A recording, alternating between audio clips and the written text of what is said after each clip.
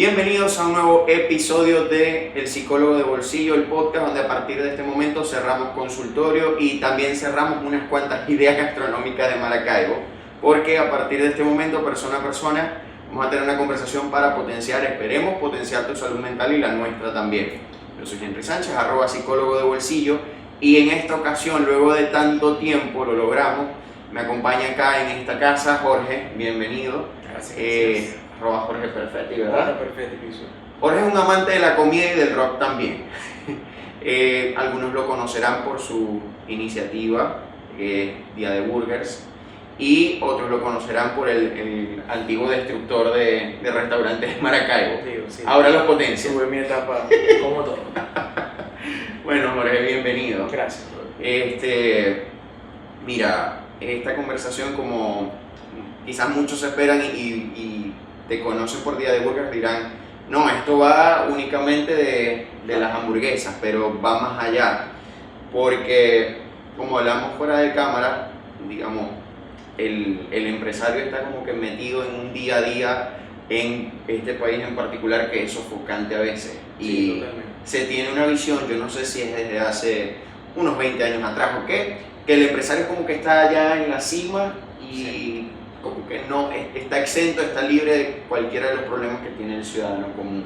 Sí, de por sí yo creo que el empresario, vamos a venirnos desde el maracucho, después al zuliano, después al venezolano, se la vive resolviendo problemas, ¿no?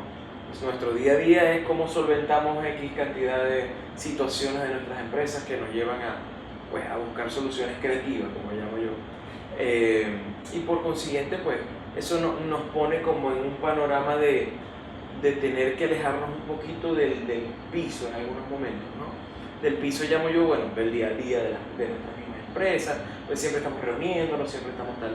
Entonces llega un momento en el que uno comienza como a perder un poquito como que el touch, ¿no?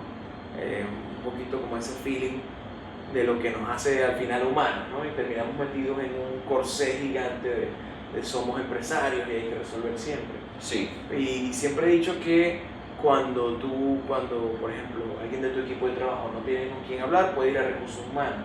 Pero cuando tú no tienes con quién hablar, tienes que irte o a un psicólogo o a algún amigo que también tenga restaurante como para que más o menos te entienda. Entonces, generalmente la vida del empresario acá es bastante solitaria, ¿no? Sí, y yo siento que es como apagar incendios, porque como tú ibas diciendo, no es solo un tema de nos vamos proyectando en las metas, vamos como que enfocándonos en lo actual y también interviniendo, apostándole al futuro, sino que es tan fuerte el acontecer del día a día que uno a veces hace una agenda y de 10 cosas que tiene que hacer, 9 son resolver problemas inmediatos. No hay tiempo para pensar en lo que pasó. Que a veces uno dice, bueno, hago retrospectiva, miro lo que pasó y en base a eso analizo y que no me vuelva a pasar. No, aquí no funciona. Aquí tienes que en el camino ir descubriendo soluciones nuevas a problemas nuevos. Exacto. Entonces, yo creo que es lo más complejo de tener una empresa en este país y sobre todo lo más complejo de vivir en un mundo también en el que el empresario, vamos a decir, no es tan entendido por el equipo de trabajo o por las personas que no tienen empresa, porque siempre se tiende a satanizar el término empresario, por lo menos acá en los últimos tiempos. Sí. Es decir, sí, ellos tienen mucho y nosotros no tenemos tanto y nos están explotando y resulta que nosotros también vivimos muchas cosas en el día a día, también tenemos familia, también tenemos muchas preocupaciones, también estamos, como te digo, apagando fuego. Claro. Y eso es un tema que de vez en cuando es bueno conversar. Sí, eso te iba a preguntar, ¿cómo crees que se reduce esa brecha? Porque yo me he dado cuenta siendo empleado y bueno, de momento con Psicólogo Bolsillo no tengo a más nadie en el equipo que mi conciencia, mi persona, y ya con eso es suficiente personal. Sí. ¿Cómo a veces uno puede reducir esa brecha entre el personal y la directiva, o en este caso el empresario? Porque muchas veces se tiene esa idea de que el empresario quizás está saliendo, no está aquí metido en el negocio, no ve cómo es la realidad y que yo le estoy pasando mal. Entonces, como tú decías, al principio el personal de repente entre ellos mismos uno puede como quejarse, uno puede decir esto, el otro, pero ¿cómo reducimos la brecha entre estos dos polos? Yo creo que lo más importante es que ellos entiendan por qué hacen lo que hacen. O sea, a mí me ha servido muchísimo siempre ser muy transparente. O sea, la gente sabe de dónde vengo, la gente sabe qué hago, la gente sabe hacia dónde quiero ir. Y es muy importante porque cuando las personas no entienden para dónde vas y de dónde vienes, lo más probable es que ellos tiendan a pensar que tú siempre la tuviste muy fácil, cuando realmente es todo lo contrario. Uno viene desde abajo trabajando desde hace 10 años por lograr lo que uno tiene, y todavía este proyecto lo empezamos con muy poco. Realmente si hacemos el análisis, o sea, fue el timing perfecto con el producto adecuado, con las personas adecuadas, con el apoyo adecuado, pero fue una mezcla de muchas cosas, ¿no? Entonces la gente tiende, hay un dicho que a mí me gusta mucho, no recuerdo el autor, que dice que el éxito tapa lo que el fracaso enseña.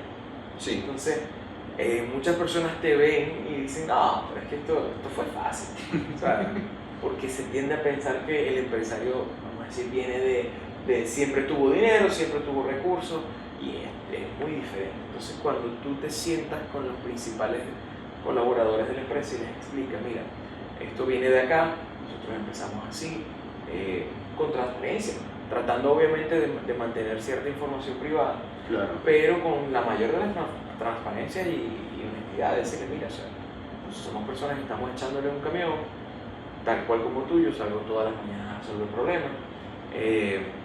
En este momento tú estás en un cargo, yo estoy en otro, dentro de mi misma empresa, yo tengo mi cargo, tú tienes el tuyo. Probablemente en algún momento tú llegues a donde yo estoy y probablemente en algún momento a mí me toque personarme como tu cargo para poder resolver X situación. Y es importante que ellos pues se compenetren con esa idea y que entiendan que estamos haciendo algo mucho más grande que simplemente ir a vender hamburguesas. Estamos tratando de inspirar a otras personas a emprender, estamos tratando de hacerle pasar a la gente un buen momento, estamos tratando de que la gente se vaya con una sonrisa de un negocio que maybe cuando salió de su casa estaba molesto. O sea, esto tiene una trascendencia mucho más grande que vender hamburguesas. Sí, exacto. Y decías algo, la gente de repente desconoce de dónde viene Jorge. Y ahora te pregunto eso, ¿quién era Jorge antes de todo este periplo, tanto en Día de Burgers como Panamá?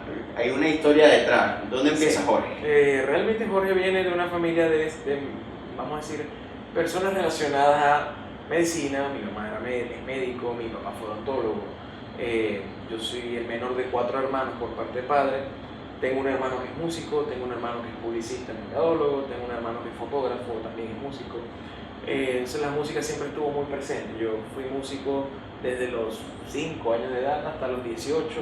Desde los 18 lo dejé, empecé con el tema de la comida, pero siempre me ha traído muchísimo la parte como creativa, la parte artística, la parte un poquito de crear, ¿no? Vamos a llamarlo de esa manera. Y eso lo extrapolé a la publicidad, lo extrapolé a la comida, y de hecho a mí me encanta, por ejemplo, crear conceptos, ¿no? Crear conceptos de negocio. Pero sí, definitivamente soy una persona muy alineada a la parte artística, muy alineada a la parte últimamente también del autoconocimiento. Me gusta mucho, porque me ha tocado vivir gran cantidad de cosas y en este viaje uno ha visto muchas cosas y ha vivido muchas cosas.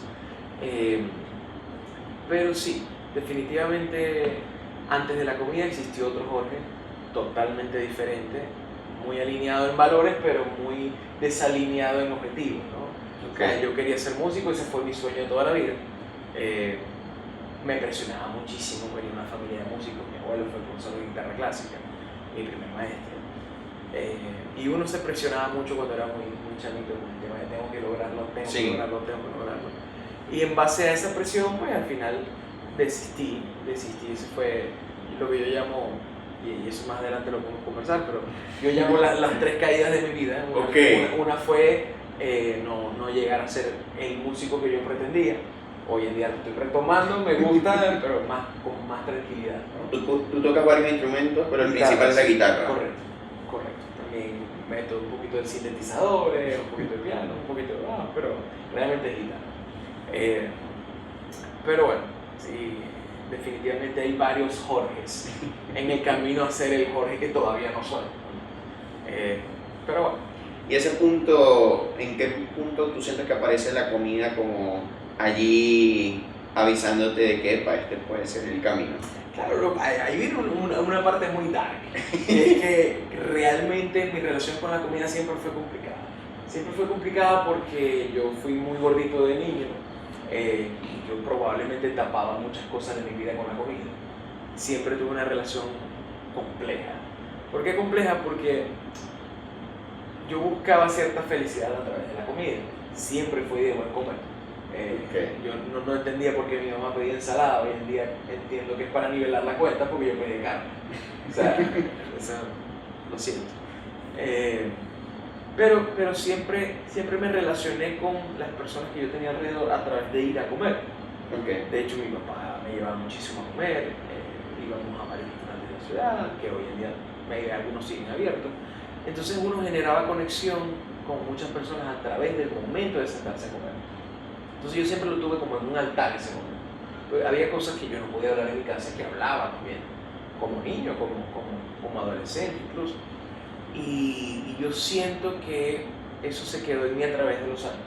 O sea, esa relación que se genera a través de tomarte un café con alguien, esa relación que se genera a través de poder hablar cosas complicadas que maybe no lo puedes hablar en un ámbito laboral, pero sacas a un colaborador, te lo llevas a tomar un café y bueno, las cosas fluyen un poco mejor.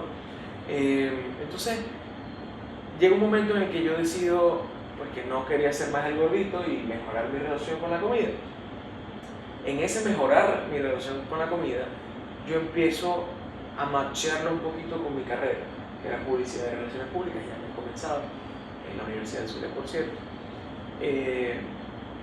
Y empecé a escribir, y a través de escribir logré pues, dejar por sentado o dejar para la posteridad, como dice uno, las opiniones que uno tenía sobre sentarse a comer. La gente cree que yo hablaba de los restaurantes, como decir, fácticamente la comida me parece esto y esto y esto. Al final eso es algo muy subjetivo. Claro. Pero realmente yo a lo que me quería referir era en este restaurante yo puedo sentirme de esta manera, ¿no? o puedo encontrar ciertas cosas que yo busco como persona. Entonces, bueno, creo que esa en parte comienza mi relación con la comida por tratar de mejorar la misma, salir de soy el gordito, tengo un complejo con ser un gordito, hacia quiero que la comida trabaje conmigo y no trabaje yo para la comida. O sea, en vez de volver de que fuese tu enemiga, correcto, tu mala compañera, fuera mi aliada. Sé mi amiga. Exactamente. Excelente. Y ahí es donde empieza Perfetti como cliente. Correcto, que fue la primera excusa para escribir sobre comida fue hablar sobre mi experiencia como cliente. Pero realmente, como te digo, no tiene que ver con ser cliente a nivel de servicio. En ese momento mi enfoque era ese, pero ahora lo entiendo, no tenía que ver con eso, tenía que ver con qué busco yo en mi salida a comer. ¿Qué busco? Busco un momento de relajación, busco un momento de amistad, busco un momento en el que se puedan conversar cosas. Y hoy en día pues le doy un poquito más de valor incluso a lo que yo escribía, porque yo decía, yo lo que era un adolescente. ¿Cuántos años tenías cuando lo empezaste? 16 años, o sea, saliendo de la adolescencia, entrando a la adultez joven. O sea que Perfetti como cliente era sin filtro. Totalmente sin filtro, cero político. Hoy en día no se puede permitir. Sí, bueno, o sea, ya uno después de que pasa esa etapa y uno lee las cosas que escribe, uno dice, creo que hoy en día yo me regañaría. Pero al mismo tiempo con mano suave, porque al final uno era un muchacho, uno era como digo, íbamos entrando en adultez precoz, vamos a decirlo así, porque realmente yo crecí muy rápido. Yo a los 16 ya tenía la agencia, ya estaba, o sea, ya comenzaron todos esos procesos de convertirme en el Jorge que hoy, vamos a decir, más me parezco. Pero sin duda lo haría diferente. Pero hay otro dicho que a mí me encanta, que lo dice mucho mi socio, que uno no puede juzgar el pasado por información del presente. Exactamente. Y yo creo mucho en eso. O sea, es muy fácil mirar atrás y decir yo lo hubiese hecho. No, yo soy creyente de si tú vas al pasado y cambias ese evento, hay muchos aprendizajes que tú hubieses perdido. Yo digo, alteras la línea del tiempo. Déjalo así como está, te equivocaste, aprendiste, pero eso siempre deja algo. Totalmente. Siempre. Yo no cambiaría nada, realmente no cambiaría nada. Evidentemente hay cosas que hoy en día digo, maybe pude haberme las ahorrado, pero estoy seguro que me hubiese ahorrado una gran cantidad de experiencias que no. Claro, ¿eso te valió de repente algún encontronazo con...? Totalmente, totalmente. Incluso me amenazaron balas de muerte. Ah, ok.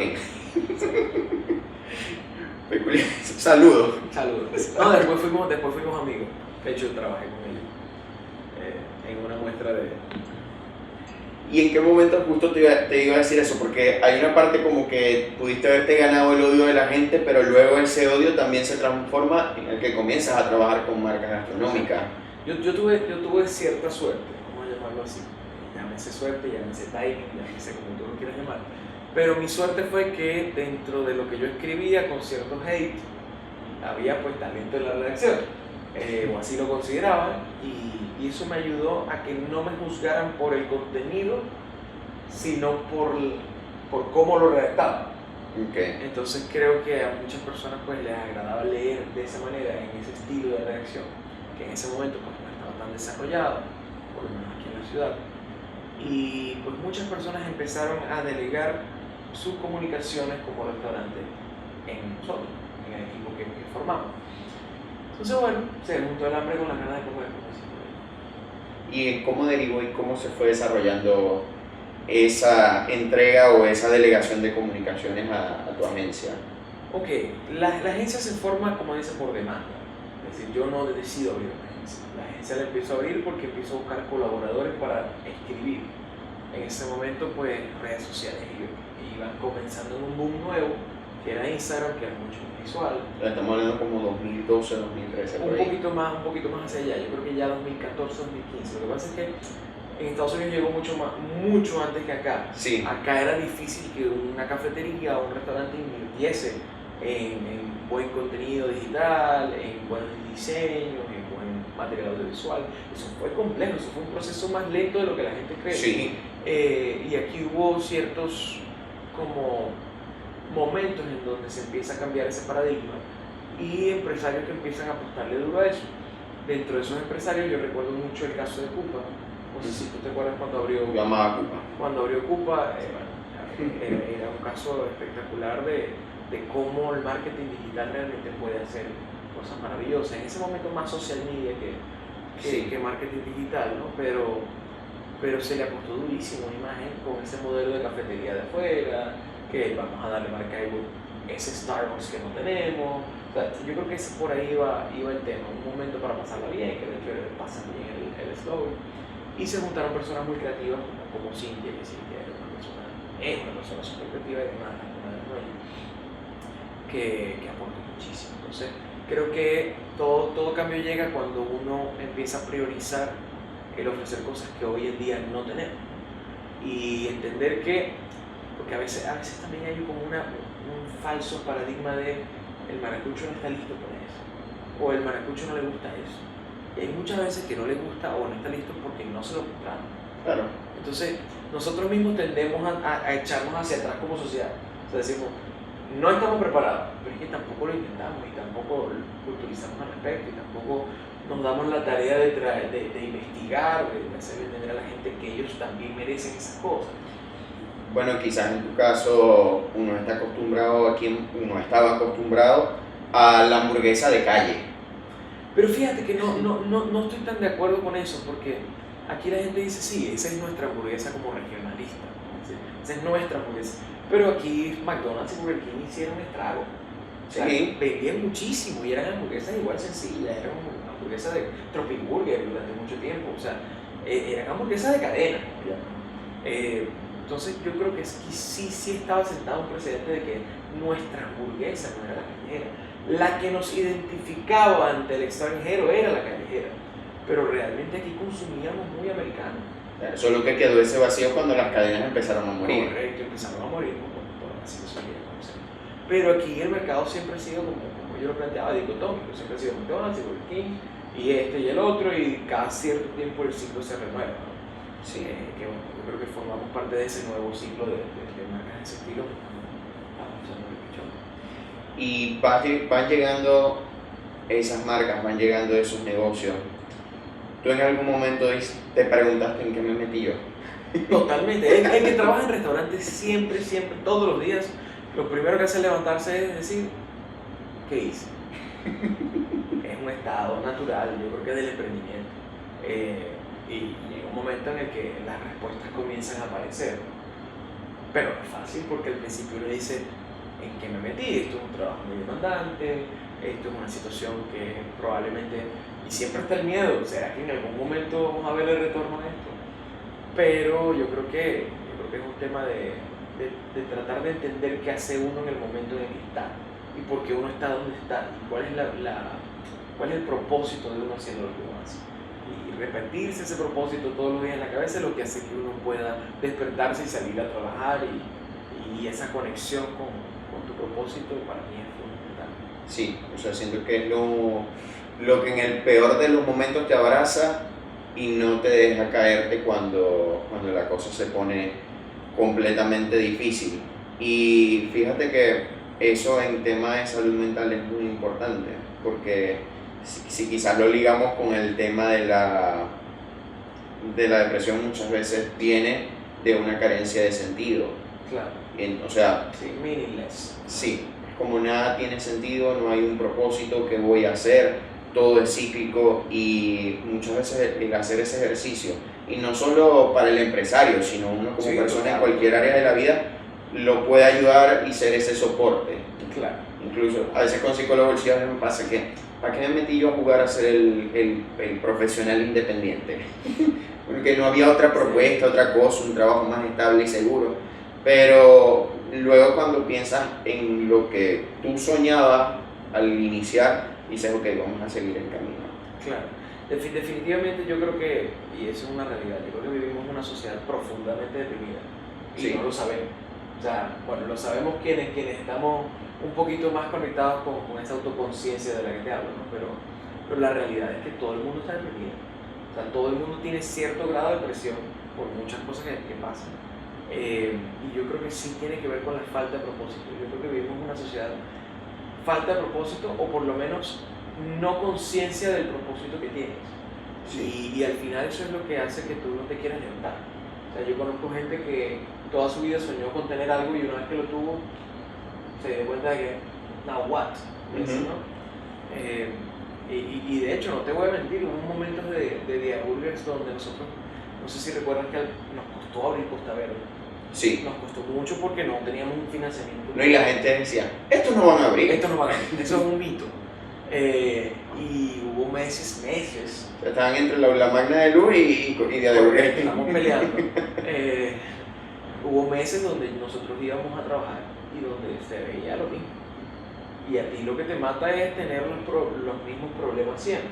Yo siempre he dicho que yo no le hago asco a los problemas porque solucionar problemas te da experiencia. El problema es cuando son los mismos problemas todos los días. Claro. Porque y se van extendiendo en el... Totalmente. Entonces, todos pasamos por ese momento de tengo lo que quiero y ahora qué hago. Entonces, yo creo que es súper importante entender cómo uno evoluciona el mismo propósito de vida de uno en el tiempo y cómo uno va pues, adaptándose a cómo se va sintiendo sin sentirse mal al respecto. Porque uno dice, pero es que yo lo soñé y ahora lo tengo y ahora no me llena, por ejemplo. Y me siento mal conmigo mismo porque yo hice muchas cosas para lograr esto y ahora estoy aquí y no me siento bien. O sea, eso como llegué a la cumbre de la montaña y no me parece bonita ahora. Exactamente. O por lo menos no me parece lo que yo pensaba. Porque al final, claramente es bonito y claramente es un éxito y claramente todo, pero el ser humano es insatisfecho. Entonces, creemos, y yo creo que esa es una de las cosas que nos pone peor, ¿no? Creer que llega un momento en el que tú dices, ya, lo conseguí, ahora ya soy feliz. Y resulta que la felicidad se consigue en el proceso. Pero el que no le encuentra lo bonito del proceso siempre va a estar amargado y siempre va a estar deprimido. Porque siempre vas a esperar una gratificación al final y resulta que nunca hay un final. Exacto. El único final es la muerte. Entonces, donde claramente no hay gratificación. Sí. Entonces, es complejo porque nos metemos entonces a tocar cómo nos creían a nosotros, o qué creencias tenemos nosotros de lo que es la felicidad. Entonces, a veces la gente cree que ser feliz es tener una empresa, o ser feliz es tener muchos recursos financieros, o ser feliz es tener el apartamento que querías, y ser feliz es, no sé, cualquier cantidad de cosas materiales, y al final te das cuenta de que tú puedes tener todo y puedes no tener nada. Sí. Entonces creo que es un tema bastante complejo. No, bueno, fíjate que cuando yo me mudé acá, yo decía, bueno, este es el lugar que yo quería. Y en un momento como el mes, yo le decía a mi psicóloga, no puede ser que estando en uno de los mejores momentos, me siento tan vacío. Claro. Y te das cuenta de que, o sea, no depende de todas esas cosas externas, sino mucho de lo que está acá adentro. Y fíjate que con el tema de lo medio mencionamos al principio, ¿qué hace el empresario? ¿Qué hace la persona que está dirigiendo algún proyecto que muchas veces no se le ve en esas horas oscuras? O sea, porque de repente a los empleados entre sí mismos lo van resolviendo, pero uno como que le toca sufrirlo en silencio, quizás porque uno lo prefiere así, porque no quiere transmitir eso al grupo, pero ¿cómo lidias tú con esos momentos oscuros, si se puede decir así? Y yo creo que, como te digo, reconectando con el propósito de vida que yo tengo, porque al final, a ver, todos tenemos mecanismos de defensa. Hay personas que se encierran en su casa y no quieren ver a nadie. Yo tomo mucho café, por ejemplo. No debería, tanto no, pero bueno, yo creo que he encontrado, por lo menos en el deporte, algo importante. Es una de mis maneras de drenar. También conversar con mis socios también es importante. Echarse un poquito como hacia atrás y volver a hablar con la familia, explicarles lo que te pasa. O sea, yo creo que hay, como digo, muchos paradigmas con respecto a que hablar de esto está mal. Y yo creo que eso tiene que irse tumbando con el tiempo. Pero por lo menos, si todos los empresarios hablaran un poquito más de esto, quizás no tendríamos la figura del empresario que tenemos de que es Robocop, ¿no? No. Y por mi parte yo siempre estoy abierto a conversarlo porque me parece que crezco yo y me parece que escuchándolo también pueden crecer otros. Por lo menos los animo a descubrirse un poquito más. Pero definitivamente cada hora oscura es diferente, ¿no? Sí. A veces por lo menos uno no sabe por qué ha pasado la gente, pero por lo menos pérdidas familiares, eso es muy importante. Y a veces en ese caso el trabajo puede ser incluso un desahogo, ¿no? Pero cuando estás en el trabajo y tienes también lo otro, y tienes también una pérdida familiar, ¿hacia dónde desahogas? Llega un momento en que te empiezas a cuestionar dónde más me puedo esconder, ¿no? Y la respuesta siempre termina siendo lo que te haga feliz, reconectando con lo que te haga feliz realmente. Por lo menos a mí reconectar con la música después de haberla dejado hace casi 10 años es súper importante. Yo lo tomo como una prioridad dentro de mi día a día porque si no dejo de conectarme con cosas que realmente me llenan. Y yo siempre he dicho que la adrenalina de montarte en una tarima no la tienes en un negocio como el de la comida, es diferente. Sí. Son cosas diferentes que dan momentos de gratificación diferentes. Sí, son como momentos intensos. Inyecciones de Sí. adrenalina y de dopamina y hay un montón de cosas que te hacen pensar que no puede estar fuera de tu vida, ¿entiendes? O sea, no todo puede ser la empresa, no todo puede ser, no sé si has visto estos libros porque ahora hay como una tendencia de que todos tenemos que ser hiperproductivos. Sí. Es que es terrible, o sea, es terrible. O sea, Y eso agravó en pandemia, además. Claro, porque tú estabas sentado y tú decías, yo no puedo estar sentado, porque yo estoy sentado tanto tiempo, ¿qué voy a hacer? Ver Netflix. O sea, yo debo estar produciendo dinero, yo debo estar haciendo otra cosa, todo el mundo está emprendiendo, todo el mundo Está metido en un reto, en algo. en algo. Entonces empiezan a pasar cosas como que tú empiezas a cuestionar que tu tiempo libre efectivamente sea tiempo libre. Tú dices, ¿por qué? Si tú lees los libros de los empresarios con más recursos financieros del mundo y todos trabajan, tienen una agenda de, no sé, de las 24 horas, 23 horas y media las trabajan. Sí. Sí, te das cuenta de que algo está mal. O sea, párate a las 3 de la mañana porque a esa hora eres más productivo. No lo voy a hacer. O sea, no lo voy a hacer, voy a dormir. Y voy a dar mis horas de sueño no naturales. Sí, bueno, fíjate que hay un libro que la gente habla mucho de él. Yo no lo empecé a leer. El 5 AM Club. Yo lo empecé a hacer. Yo tuve mi época, de hecho, todavía lo hago, pero no por el libro.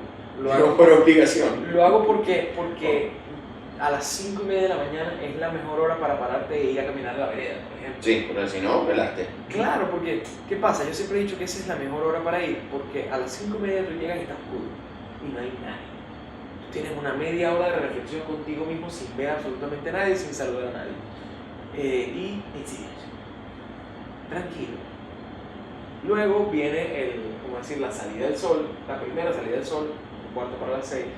Toma fotos, te gusta, ves algo bonito, tal. Luego viene la salida del sol real, que 6:15, 6:20.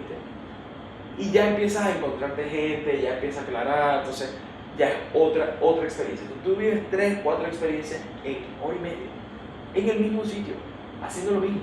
Entonces, creo que eso tiene como su cosa bonita, ¿no? Sí. O sea, arrancar el día así, por lo menos te da tu momento de estar solo, te da tu momento de estar en comunidad, te da tu momento de ver un amanecer, te da el momento de quizás llegar a tu casa a las 8 de la mañana, ya caminaste, no sé, 5 o 6 kilómetros. Si ya hiciste algo. Ya por lo menos sientes que no te vas a morir aguado en tu cama. Por lo menos no por no hacer nada. Entonces, creo que es positivo. No creo que sea como tú te tienes que levantar, leer por lo menos 25 páginas de un libro que no hayas leído. Después tienes que hacer, no sé, un batido de cambur con avena, porque eso activa y te tienes que tomar un jugo con limón. Simplemente no. Cada quien tiene su rutina, cada quien tiene lo que yo llamo sus rituales, que son muy importantes en el día. Y yo creo que lo importante es cómo te conectas tú con esos rituales. Sí. Y cuál es la razón real de hacerlo. No porque un libro lo diga, no porque se esté demostrado en la ciencia que a las 4 de la mañana tú tienes quizás mejor atención. O sea, te estás dañando.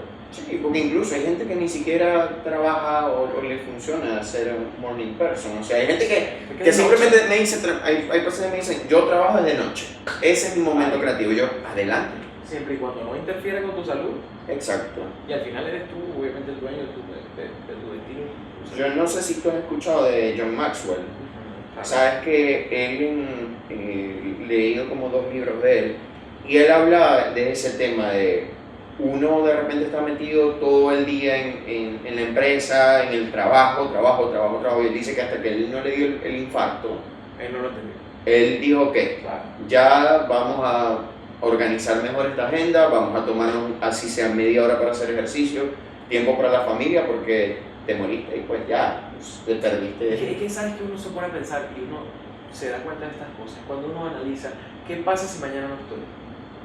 Y uno empieza a decir, mañana la empresa sigue caminando, se va a seguir vendiendo hamburguesas. Probablemente hasta hagan un día de Jorge, que vamos a acordarnos de Jorge y vamos a vender muchas hamburguesas. O sea, obviamente no te estoy diciendo que eso sea lo que vaya a pasar, pero el mundo sigue girando. Sí. O sea, y la gente sigue trabajando y uno se da cuenta porque uno ha perdido seres queridos que a uno le duelen, en el momento uno siente que no se puede recuperar de la pérdida y a la semana están trabajando como si nada. Claro, Luis, vamos a poner otro ejemplo. En las fiestas navideñas tú sientes la ausencia de esa persona, pero igual se sigue haciendo la fiesta. Y va a seguir haciéndose y probablemente después se sentirá menos y siempre te acordarás, pero se sentirá menos, porque ese es el ciclo normal. Entonces uno dice, ¿hasta qué punto arriesgo mi vida o mi salud o mis cosas, o mi salud mental, por complacer ciertas cosas? Entonces ahí uno empieza a decir, tengo que tomarme tiempo para mí, tengo que hacer cosas que me gusten, la empresa no lo es todo, a pesar de que hay muchas cosas invertidas, tiempo, esfuerzo, recursos, expectativa, sueños, muchas cosas. Pero no lo es todo, porque al final uno tiene que vivir durante.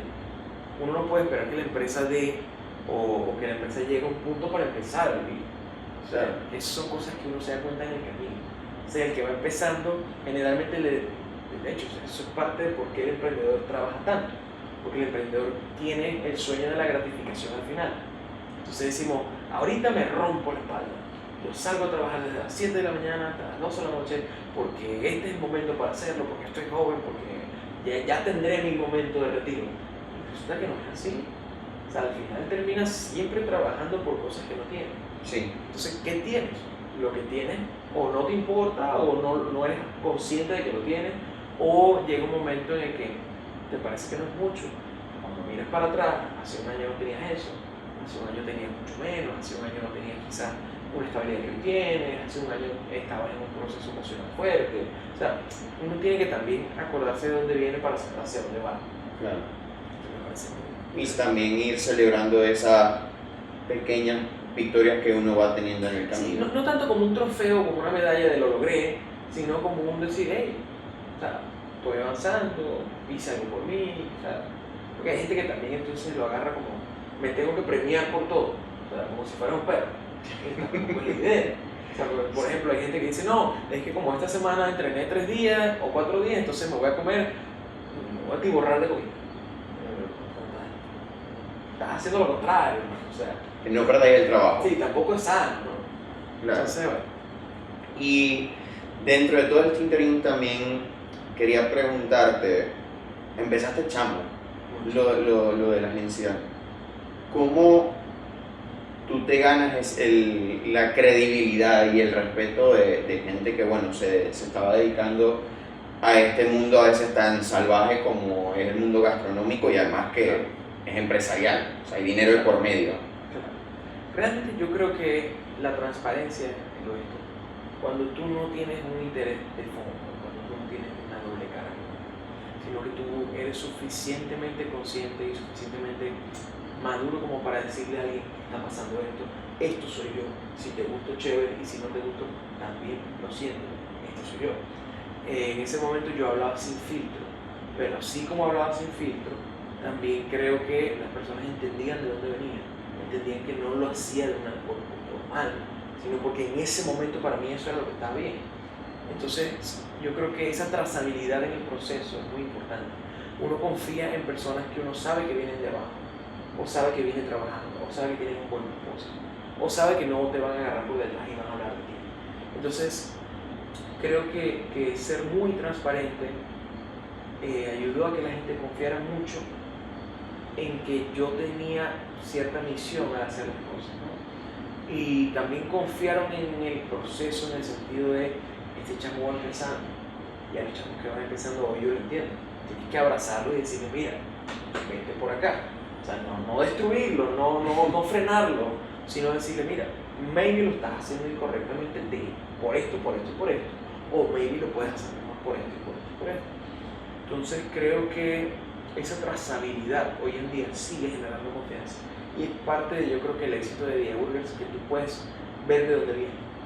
O sea, hay gente que compró la primera hamburguesa en la 72 cuando estábamos en Dark Kitchen súper chiquito, éramos 3 personas, yo desde Panamá, mis socios acá, y esa trazabilidad de yo compré hamburguesas cuando estaban en prueba, cuando no tenían marca, que hoy en día tú vayas al local y agarres la mesa y tú digas, esto lo ayudé a construir yo. O sea, yo soy parte de este proceso de crecimiento, por consiguiente me identifico con él, porque yo estuve ahí. Yo sé que ellos no aparecieron de la nada. Este es un chamo que tiene 10 años trabajando con comida, o tiene 10 años en el rubro de hostelería. Entonces, vamos a decir que uno no confía en personas que uno no sabe nada.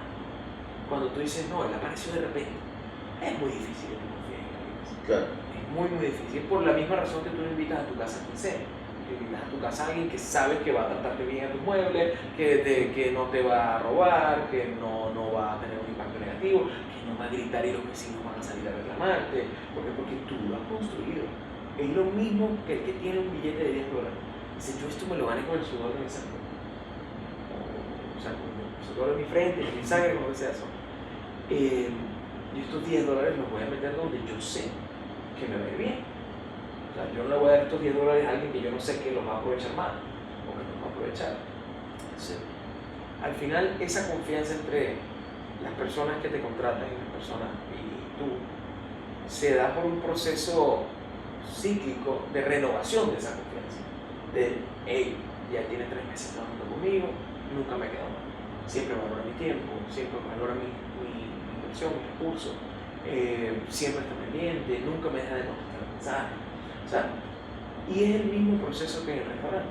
O sea, tú ves que uno tiene caídas a lo largo de la empresa, uno tiene muchas caídas, no solamente por descuido de uno, sino por, bueno, la situación, a veces los productos no llegan igual, pero saber que lo estás atacando, saber que, aunque las personas entiendan que tú no vas a dejar que eso baje, que tú no vas a dejar caer, que tú no les vas a dejar de responder si tienen algún inconveniente.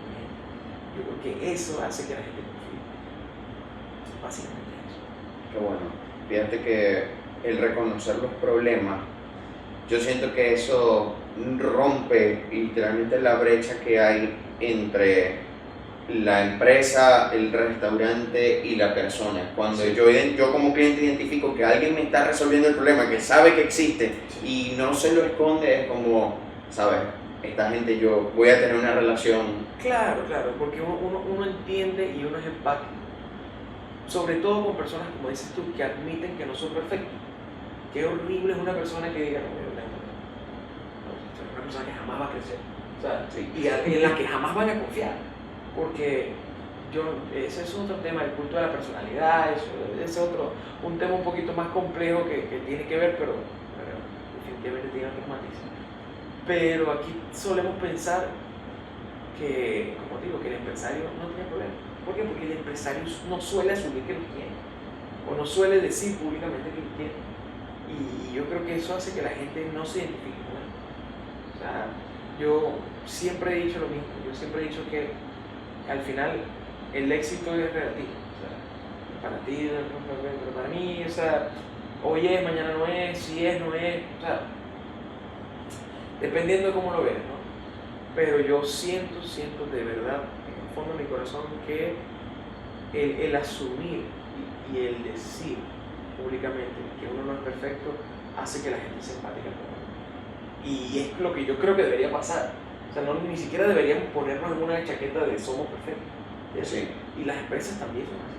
O sea, yo intento hacer mi mejor esfuerzo por mantener siempre el producto igual o mejor. Yo intento mantener el mejor precio para que todos puedan, la mayor cantidad de gente pueda adquirir mi producto, pueda ser asequible, ¿no? O accesible, mejor dicho. Pero llega un momento en el que uno no puede hacer más. Y ese no puedo hacer más también es asumir que no controlamos todo. Entonces por ahí yo creo que va el tema. Sí. Y dentro de todo este crecer, llevar ciertas marcas, se te abre una puerta que no era acá en Venezuela, era Panamá. Sí. ¿Cómo puedes describir toda esa etapa? Panamá fue una etapa rara, muy bonita, muy rara por las condiciones en las que se dio todo y muy raro por el contexto, ¿no? Porque sí, todo el mundo está emigrando, vamos a estar claros, todo el mundo está buscando mejores oportunidades. En mi caso, me considero una persona muy académica, yo siempre quise salir a hacer una maestría y yo no me iba a quedar con eso. O sea, o era Panamá o era cualquier país, ¿no? Donde yo pudiese estudiar que sintiera que podía avanzar algo. En Panamá se da por una relación que yo tuve que empezó acá, pues decidimos llevarla hacia allá. Yo decidí irme persiguiendo pues, lo que yo pensé que estaba correcto, que estuvo correcto mucho tiempo. El sueño panameño. Vamos a decir un sueño panameño. Estando allá me consigo con un mercado totalmente diferente al que yo me imaginé. Mi proyecto era realmente llevarme la agencia de acá, que alguien invirtiera allá en la agencia, porque realmente había potencial. Yo busqué los restaurantes per cápita y era una locura. O sea, casi que restaurante per cápita, imagino. Yo dije, hay muchísimo potencial. Cuando llego allá me reúno con unas personas, me dicen, aquí nadie paga lo que tú haces. Y yo, bueno, fatal. Primer impacto, fatal. First take, horrible. Y me veo obligado a cambiar un poquito la hoja de rumbo, ¿no? Y yo dije, bueno, voy a buscar un trabajo, voy a tener mi primera experiencia trabajando medio para un restaurante. Yo estaba dispuesto a lavar platos y yo decía, hey, o sea, aquí el trabajo dignifica y lo importante es poder pagar la maestría el tiempo que dure, ¿no? Y me encuentro con esta oportunidad de Barrio Pizza totalmente fortuita. Barrio Pizza es una cadena de pizzerías panameña que también en ese momento tenía sucursal en Costa Rica. Y termino siendo gerente de mercadeo de la cadena llegando a Panamá. Y eso genera un choque fuerte porque yo traía la mentalidad del restaurantero venezolano totalmente diferente a la mentalidad del restaurantero de afuera. ¿Por qué? Porque aquí yo me acuerdo que yo le proponía, no me se me olvidó, le proponía a un cliente que era mi amigo también, terminó siendo mi hermano, vamos a de cierta hora a cierta hora que todos los extras vegetales sean gratis para incentivar que esas horas se muevan. Y él me decía, no, yo no puedo regalar vegetales, eso se voy a perder mucho dinero. Y yo me acuerdo que yo le hice la misma propuesta a esta persona en Panamá, que era mi jefe en Panamá, que obviamente también es un gran amigo, lo quiero muchísimo. Estoy súper agradecido con las oportunidades que me dio. Y Y yo le dije, mira, vamos a hacer vegetales gratis de esta hora a esta hora. Y él me dice, que sea última vez que tú me propones vegetales gratis. Yo no soy ni agrícola, ni, o sea, yo no estoy en Venezuela, o sea, si tú quieres regalar algo, regalamos pizza. O sea, disculpa. Y yo vengo acostumbrado a que esto es un desembolso. Entonces, empezar a trabajar con presupuestos, empezar a trabajar un poquito más organizado, con otra clase de recursos, te enseña muchísimo. Te enseña muchísimo porque empiezas a trabajar desde la planificación proactiva y no reactiva, que básicamente es lo que estamos todos acá tratando de reaccionar ante muchos problemas del día a día. Yo creo que ese pensamiento proactivo es lo que hace que tú puedas impulsar, que tú puedas realmente ir hacia adelante y tener una visión de crecimiento, no de mantenimiento.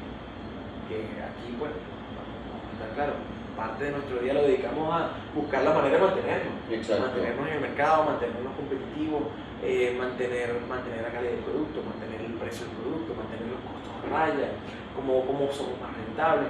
Pero tener la mentalidad de crecer implica hacer inversiones que hoy maybe otros no consideran importantes.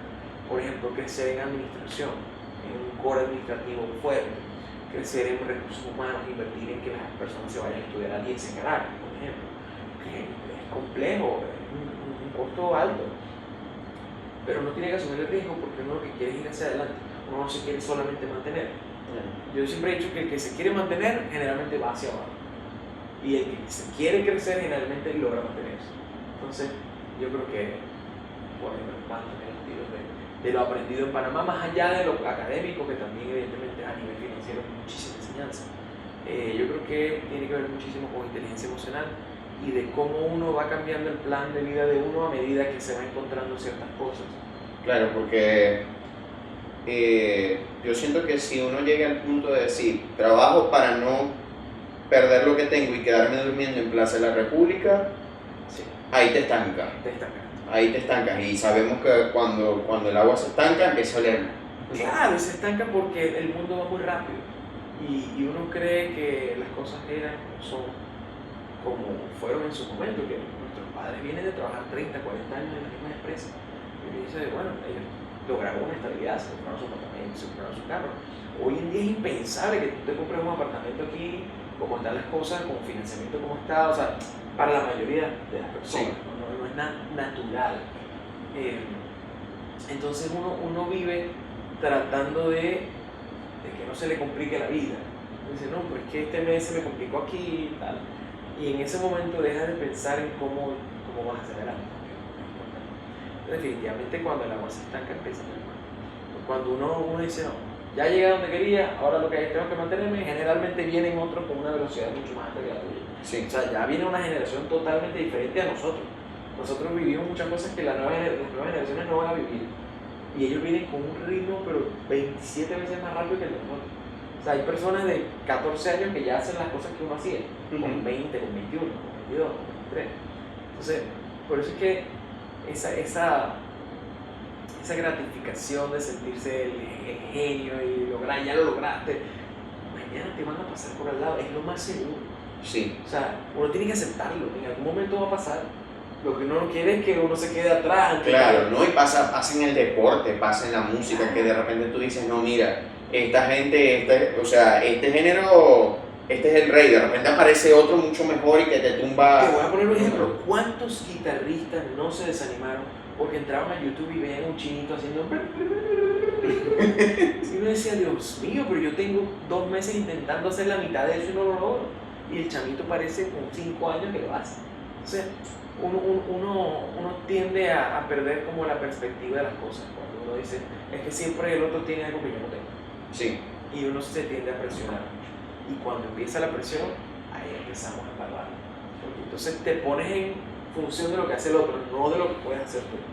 Fíjate que yo siento que tanto el síndrome del impostor como esa comparación siempre, o sea, si tú no la aprovechas, porque a ver, a veces esa comparación te puede ayudar un poco para ponerte en perspectiva de dónde estás, y eso te iba a decir, la experiencia de salir del país, de ver otro modelo de negocio, te impulsó a ampliar mucho la mente. Totalmente. Y el tener esa referencia de cómo está el mercado internacional te aporta algo para decir, ok, en Maracaibo puedo proyectar esto ahora.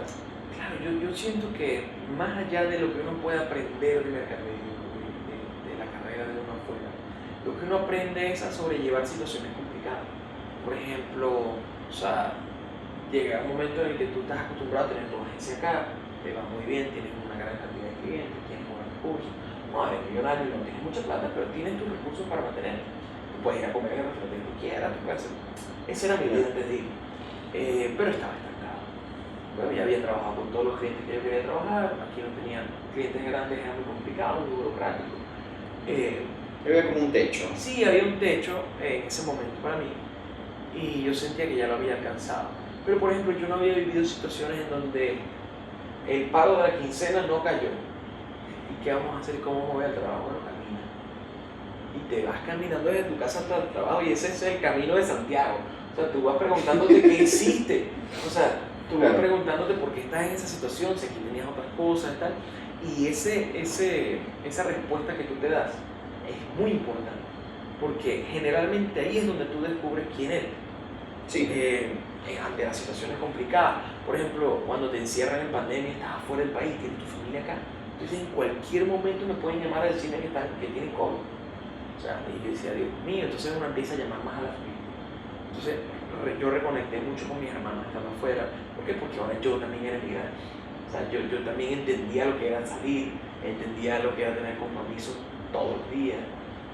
Entonces, yo creo que a uno lo hace ser mucho más empático con más tipos de personas. Porque uno vive en una burbuja acá, una burbuja de su conocido, su zona de confort. Yo vivo por aquí porque esta es la zona que yo conozco y que yo frecuento. Un poquito que tienes familia, no tienes tanta familia. Y afuera uno está solo. Uno está solo con gente nueva, en la que uno no sabe si confiar o no, porque no sabe cómo lo ven a uno. Y uno se convierte en un poquito ciudadano del mundo, ¿no?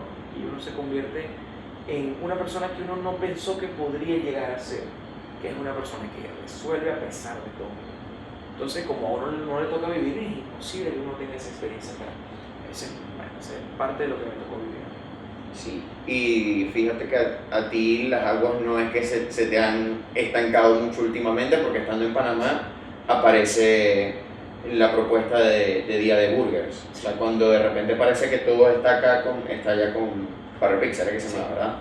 Aparece esta propuesta. O sea, ¿cómo se generó eso? Bueno, realmente es a través de unas amigas que yo llego a mis socios actuales, que no los conocía, nos conocimos por Zoom, y pudo haber salido todo mal. O sea, quiero aclarar que no es una buena práctica, no es algo tan recomendado. Uno siempre dice que uno tiene que conocer a las personas con las que se asocia porque al final es un matrimonio, ¿no? Y Dios me premió en ese momento con socios muy buenos, muy correctos, muy honestos, muy sanos. Pero no es lo común, entenderlo, ¿no? Yo siempre hago la analogía de, imagínate que tú tengas una guitarra eléctrica y tú tocas el solo de Switch Shadow Mine en tu casa después de 20 años practicándolo y te sale increíble con tu equipo, tu amplificador, tu guitarra, tus pedales, tus cables. Y ahora tú llamas a alguien en otro país y le dices, mira, cómprate una guitarra, que tú no sabes tocar guitarra. Y con la guitarra que tengas, el cable que tengas y el amplificador que tengas, mañana me tienes que enviar un video tocando el solo de Switch Shadow Mine y tiene que sonar mejor que yo o igual. 99.9% de los casos eso va a sonar horrible. Va a salir mal. Sí. Va a salir mal. Bueno, yo formo parte del 0.01% que salió bien. Porque yo les envié una foto y les dije, mira, ninguno de ellos cocina. Y yo no soy cocinero. Yo trabajé toda mi vida con comida, pero nunca cociné. Sí, yo vi un post de cosas básicas sobre ti, que tú haces lo básico para sobrevivir. Claro. Casa de herrero, cuchillo de palo. Y yo recuerdo que yo le envié una foto de la hamburguesa que yo quería, que yo la había hecho allá. Obviamente después de meses yo quería no hacer hamburguesa, bueno, maybe di con la hamburguesa que era. Y yo dije, esta es la foto, ustedes tienen que hacer esto. Y el proceso es así, y hacen esto, y la plata, y no sé qué. Este es uno de esos casos en donde ellos lograron hacer un mejor producto del que yo hubiese hecho. Pero yo no hubiese logrado nunca hacer la hamburguesería de Burgers, porque esa es una gran cantidad de mezcla de conocimientos y casualidades, vamos a llamarlo así, o causalidades. Pero la persona que hizo el pan no era panadero. La persona que hizo carne, bueno, sabía de carne, pero no era cocinero. Parrillero familiar. No, parrillero vamos a decir, de negocio, Okay. de negocio que tiene que ver con carne, pero no era un cocinero, o sea, no era un asesor, ¿entiendes? Gastronómico. Al final nosotros sabíamos, yo sabía de publicidad, sabía de mercadeo, y ellos sabían de resolver problemas. Y al final conseguir una receta es resolver un problema. O sea, ¿cómo hago para llegar a este pan? O sea, al final tiene mucho que ver y no tiene nada que ver, pues. Pero todo se dio. Yo siempre digo que Dios un día decidió que éramos nosotros y aquí estamos, ¿no? Incluso en donde tiene los suéteres y todo eso, hay una foto con una de las reuniones de Zoom Sí. con los socios. Eso es algo que yo siempre quise poner, porque yo siempre dije que uno no podía olvidar de dónde venía. Y las personas que atiendan en caja no se pueden olvidar de dónde venimos. Y las personas que visiten el restaurante tienen que saber de dónde venimos, porque si no, no hay una conexión real. O sea, si no porque tú, por ejemplo, no viviste el levantamiento de un McDonald's. No lo viviste nunca. O sea, tú puedes conocer al dueño de la franquicia. Naciste hoy. Exacto. O sea, uno no los ve. Uno no los ve ni construirse, uno aparece, como los fármacos. Pero tú sí viste crecer al día de hoy. Y eso es algo que no se tiene que olvidar, porque yo siempre, eso es otro de las premisas que tenemos ahorita con Maracaibo, que es que una ciudad son sus casos de éxito.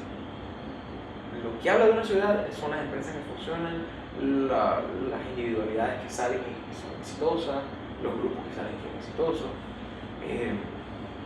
Y nosotros tenemos que renovar nuestros casos de éxito como Maracaibo, porque tenemos mucho tiempo siendo muy emprendedores y sorteando muchos problemas, pero no nos visibilizamos tanto. O sea, esas personas que lo lograron. Sí. Entonces yo creo que así el éxito sea pequeño todavía, porque realmente mantenerse 2 años en el mercado, 2 años y medio, es duro, es un gran éxito para nosotros, pero en proporción con lo que han hecho otros, pues, al final tú puedes decir, bueno, todavía le falta. Y nosotros sentimos que todavía hay muchísimo por hacer. Pero mirar hacia atrás y decir, empezamos aquí y ahorita tenemos esto, todos los días te renueva las ganas de salir, ¿no? Las ganas de trabajar. Sí, a mí me gustó mucho esa foto porque yo capto esa esencia de aquí comenzamos, este es el inicio de toda esta locura. Porque Sí, total. Porque es que uno tenía otra mentalidad.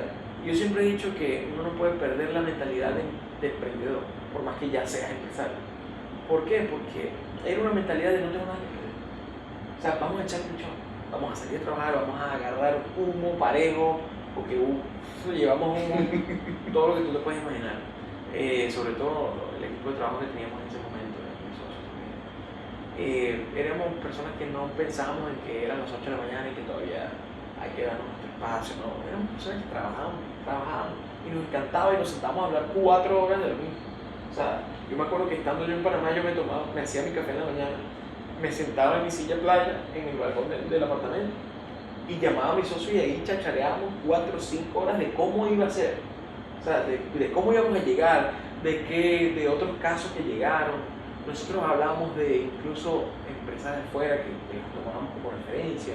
Pero yo me acuerdo de esas charlas y yo digo, qué difícil es sentarse hoy en día 4 horas a hablar de lo mismo. Sí.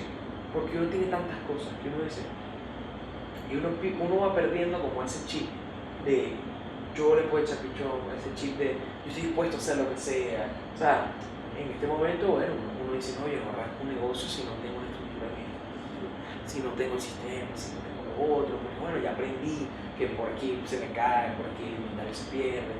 Y uno genera también ese sentimiento que es bueno, porque te da estructura y te hace como evadir y evitar muchas cosas que pasaron. Pero por otro lado, te complican para arrancar. Sí. O sea, arrancar es más difícil cuando ya sabes más. Siempre he dicho que es más feliz el fútbol que el que sabe mucho. Sí. Porque mientras más información, menos haces. La verdad. Entonces, mientras más sabes tú de un tema, menos te lanzas al agua con el tema. Entonces, yo siempre he pensado que uno tiene que mantener esa mentalidad chiquita, esa mentalidad de todavía me falta, esa mentalidad de yo no hemos hecho mucho, o sea, porque uno tiene que poder arrancar las cosas desde cero. Arrancarlas desde cero es muchísimo más bonito que agarrarlas en 1000. Sí.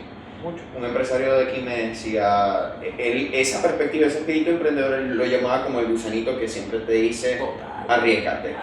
Y que, con cierta medida, cuando claro, ya tienes un poquito más de conocimiento, por el tema de los recursos, no por el tema tanto del tiempo, pero sí por el tema de los recursos financieros, porque no son infinitos.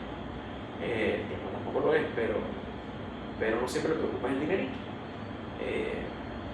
Como te digo, arrancamos con muy poco capital. Hoy en día seguimos con muy poco capital porque no somos que vamos con lo justo. Vamos con lo justo y vamos para adelante y no nos da miedo invertirlo cuando lo tenemos que invertir. Pero sí somos más recatados porque ahora entendemos mucho más de eso.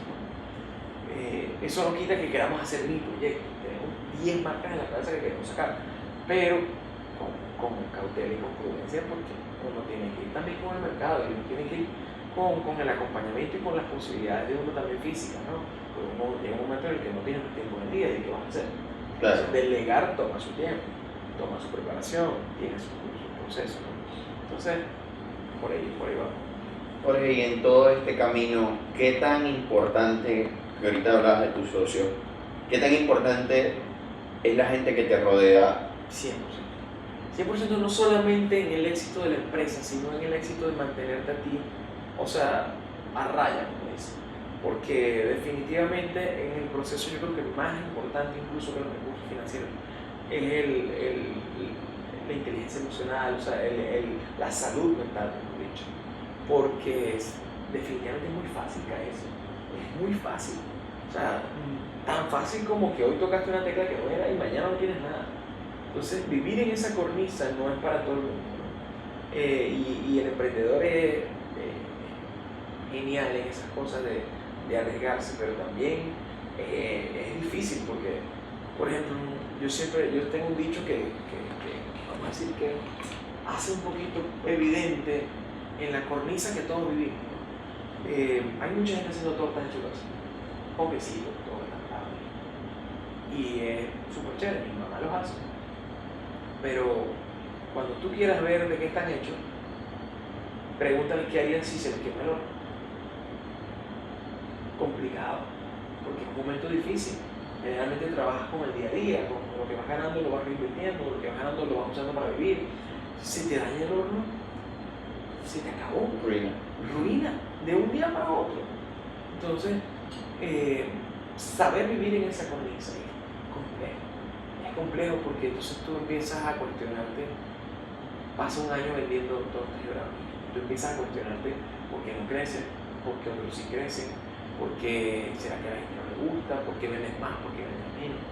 O sea, hay tantos procesos de autoconocimiento en el emprendimiento que es muy bonito y es muy rudo y es muy cruel a la vez, porque definitivamente nadie te da certeza de lo que pasa mañana y uno trabaja con la certeza y con el control. O sea, uno dice, no, bueno, mañana yo, sea como sea, tengo mi negocio. No, mañana puedes vender nada y hoy vendiste muchísimo. La misma pandemia nos enseñó de que se cerró todo. Perfecto, o sea, éramos todos iguales.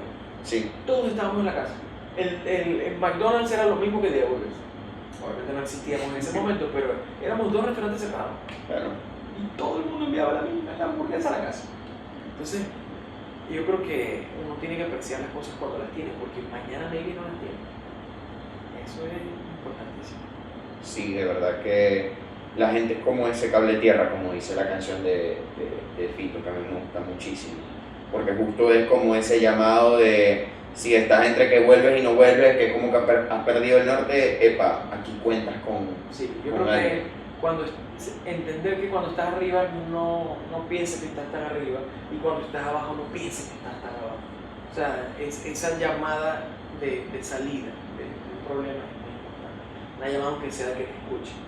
Sí. Y al final yo siempre digo que un socio termina siendo no solamente un matrimonio, termina siendo un hermano o una hermana. ¿Por qué? Porque pasa más tiempo con él que con tu familia. O sea, y le dedicas más tiempo y lo conoces mejor que a tu familia, lo conoces mejor que a tu esposa, a tu esposo. O sea, es increíble, tú le conoces la postura. Sí. ¿Por qué? Porque lo ves en los peores momentos.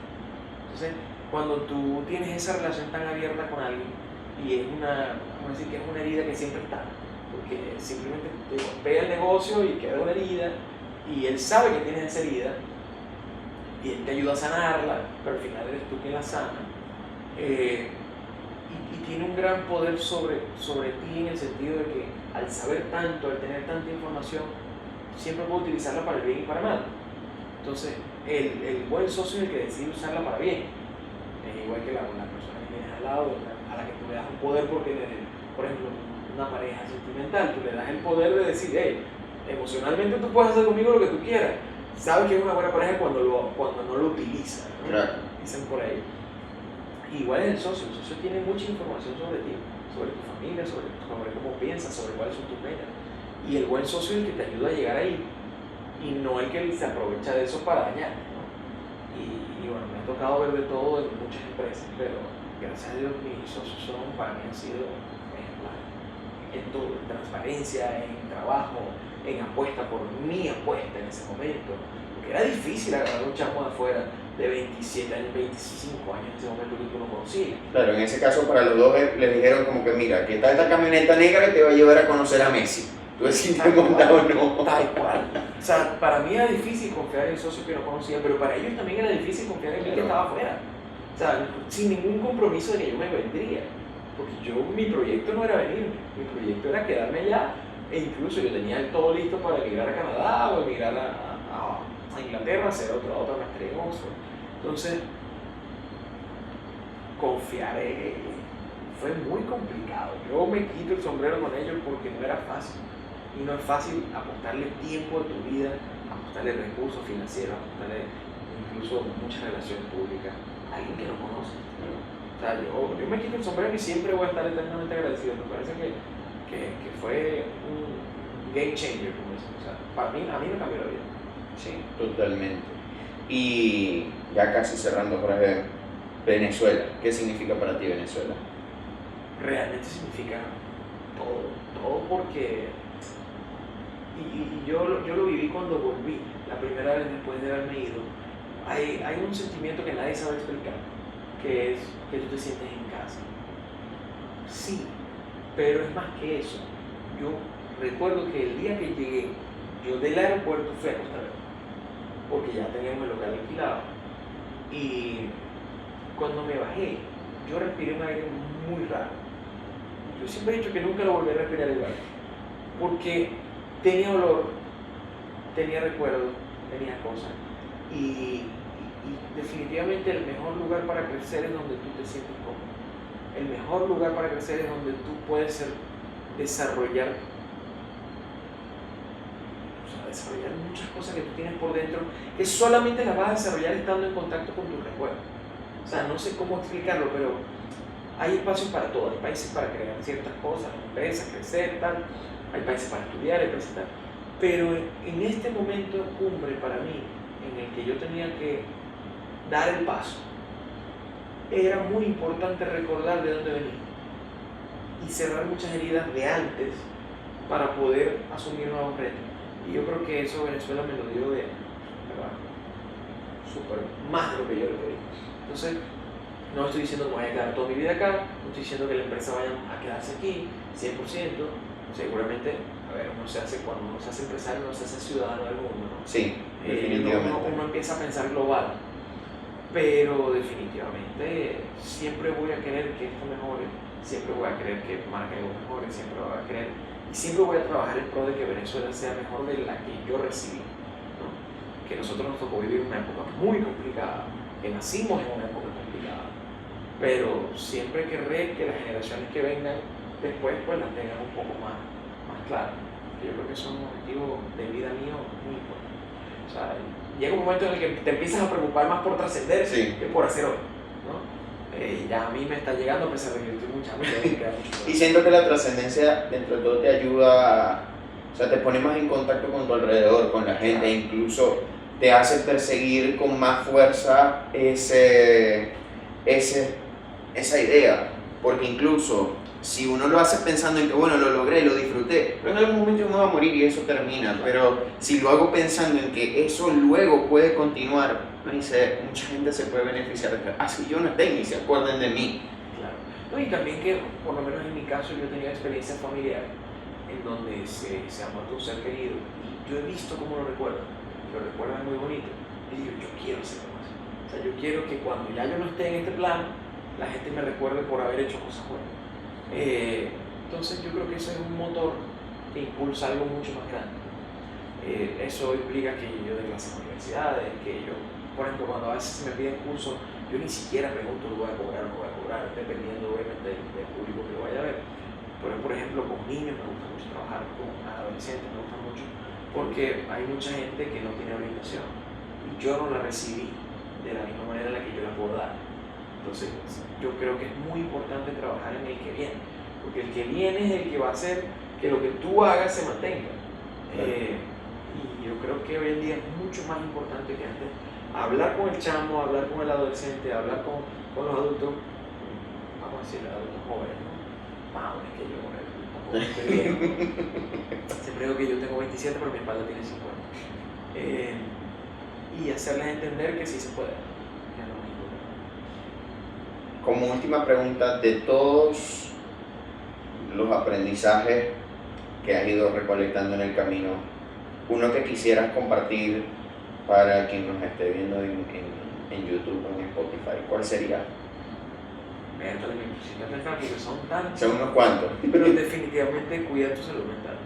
Cuida tu salud mental porque la mayor parte de las personas que se caen no se caen por temas materiales o por temas de que la empresa se roba. Se caen porque de verdad no aguantan. O sea, uno tiene que decir las cosas, uno tiene que hablar las cosas. Eso es muy, muy, muy importante. Estés en el proceso que estés, yo siento que muchas cosas pasan porque callamos muchas cosas. Y eso tiene un impacto a la larga negativo muy grande. Y yo siempre he pensado que uno siempre resuelve el hambre de alguna u otra manera. Uno siempre sale a trabajar, por lo menos en nuestro caso, pero una depresión es heavy. Y yo creo que quiero dejarle eso a las personas que al final cuiden su salud mental porque eso los puede tumbar muy gravemente. Y generalmente es un enemigo muy silencioso, Sí. muy, muy silencioso. Y cuando uno está tranquilo, cuando uno está en calma, cuando uno está en paz con uno mismo, las cosas fluyen, las cosas salen, las cosas caminan. Pero hay que trabajarlo y hay que ser conscientes de eso. Porque no solamente para uno, sino para uno poder ser útil ante otras personas, Claro. o para otras personas que maybe la están pasando, ¿no? Básicamente decir lo que sientes es muy importante. Yo hoy en día no me quedo con nada. O sea, tú me gustas, yo te digo, tú me gustas. Yo quiero hacer negocio contigo, yo te digo, yo quiero hacer negocio contigo. Yo siento algo por ti, yo siento algo por ti. ¿Por qué? Porque al final tú lo puedes guardar y mañana no estás. Sí. Entonces, ¿para qué nos vamos a guardar cosas? Digan lo que sienten, conversen con personas sobre qué quieren hacer, cuál es el momento de su vida en el que están. Y traten de ser muy transparentes dentro de lo posible. Porque, como dicen por ahí, ¿cómo vas a confiar si no hay confianza? Si no confías, no hay confianza. Si no confías, no hay confianza. Es uno de mis stickers favoritos, definitivamente. Pero no, Jorge, mil gracias, ¿verdad? Porque increíble este episodio, me gustó muchísimo.